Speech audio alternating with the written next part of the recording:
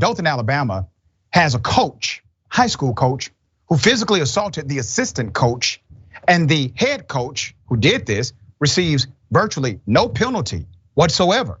Very slight. Here it is.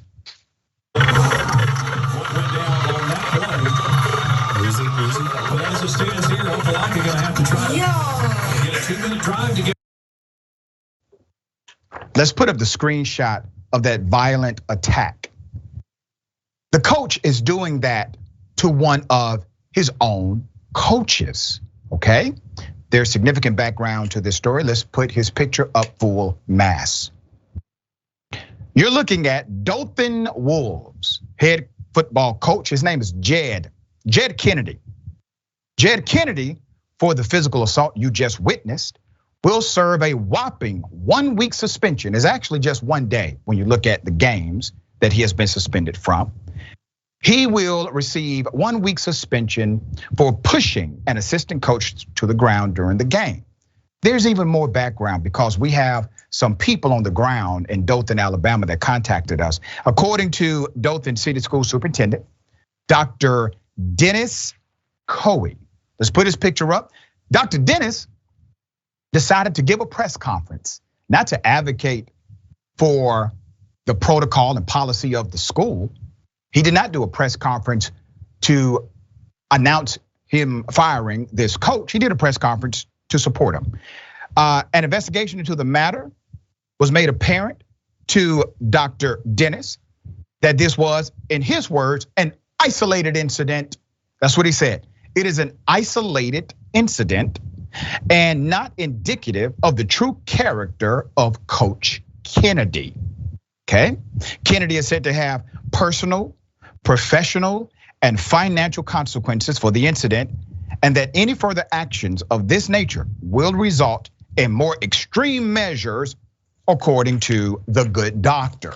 All right, so you can literally physically assault another member of the faculty, of the staff. You can commit a criminal act and then have zero criminal penalty, be suspended virtually 1 day. They say 1 week, but it was 1 day as far as games are concerned.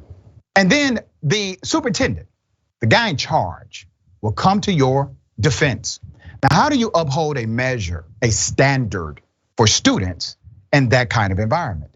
How do you hold accountable young people to behave in a particular way when we can see adults behaving adverse to policy and law, and they get the backing of the good old boy network in Dothan, Alabama? There's more to this story.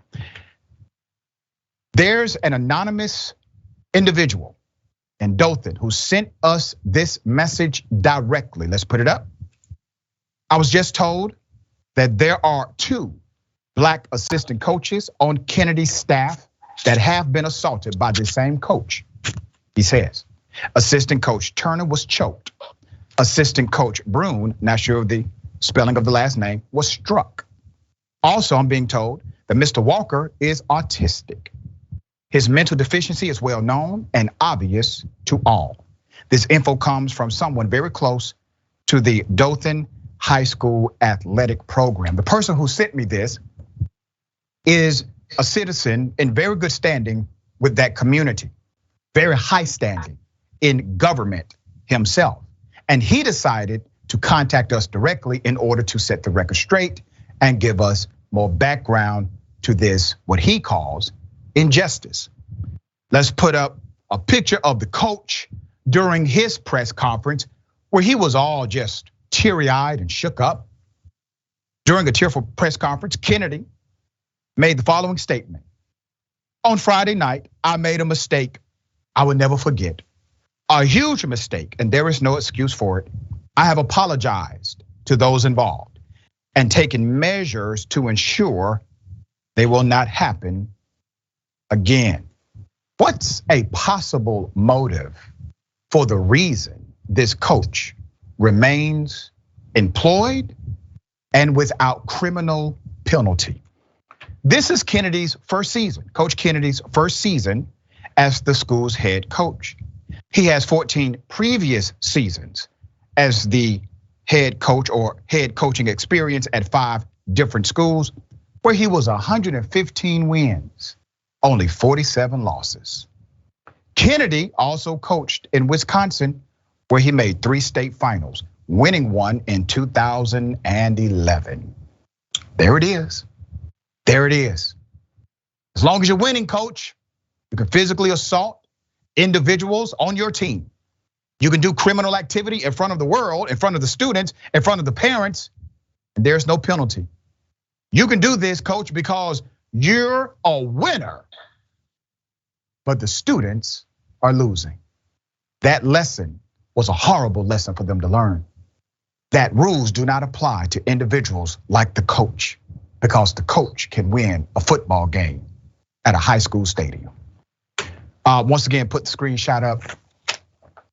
You clearly see an unprovoked attack. That's it. And according to individuals in Dothan, this coach, this is how he responds to people on camera and off. All right, Ms. Dahl, help me understand this. There's a clear assault here. Obviously, the assistant coach did not sign a waiver to be assaulted. I know typically there are waivers signed by people that play in contact sports that basically says, I'm going to give the opposition team, within reason, I'm going to give them permission to make contact with me because that's the essence of the sport. So we understand those waivers do exist. This assistant coach signed no such waiver, and this was not in the spirit of competitive sports. So why was there no charge when the police are not required to have anything more than what they see in front of them in order to effect a charge? Why did it not happen? And also, I mean, the assistant coach would have a great case, a great civil case against his employer, the university, for not protecting him for having an assault on his job. I mean, can you imagine if this happened in a corporate environment and somebody just assaulted their coworker and everybody decided this was just an isolated incident? I mean, that would never happen. And I feel like there's a lot of kind of like boys will be boys, and because we're in a sports environment, then anything goes, which is really bad for boys. And like you said, this was a really bad example to his male students. Because also, for one, we probably know how he treats them. He obviously has a temper. If he's gonna do that on TV, national television, I can't imagine how he is, even if he's not physical, he probably really has a temper with his students. And to get no consequence, I think shows like who's protecting the men. Why, just because you're a male and you're in sports, does that really mean that you're giving up, all bodily autonomy against yourself? Like that whole message is just awful. And in terms of actually the police bringing a charge, I mean, if the person who was assaulted isn't going to cooperate with the police, they have a harder time bringing a case.